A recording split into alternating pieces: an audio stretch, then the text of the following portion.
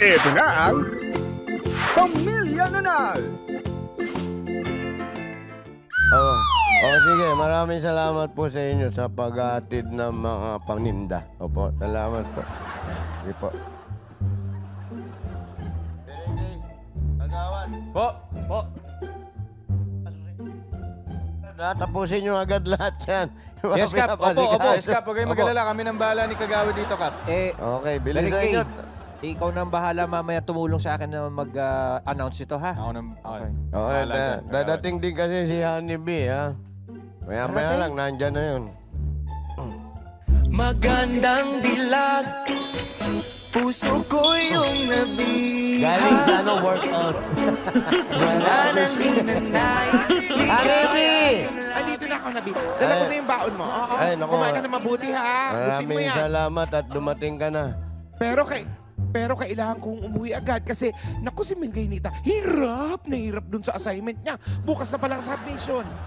Ako nga, pati nga ako, pinachat-chat. Natatanong sa akin, ginawa ko, Google nga ako eh. Pero hindi ko talaga malalaman, hindi ko makita.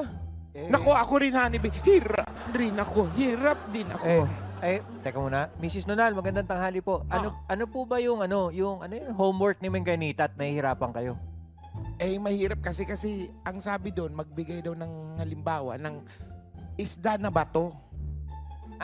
Isda na bato? Parang wala naman kasing ganun. Wala talaga. Mrs. Nanal, napaka-basic naman ho niyang tanong na yan. Basic? Ayan, gusto ko sa'yo, matalino ka eh. Wala Ano lang, basic? nandito ka kundi, hindi mariresolve yung problema Alam mo, namin. Ang dali... Paano? Paano naging basic?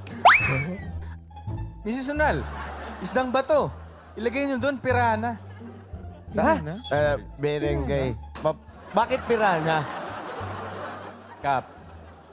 Mrs. Nonal, Oh, Kagawad, Oh. Dabarkads. oh, Basic, pirana. oh. Pirana, naging bato pa. Hey!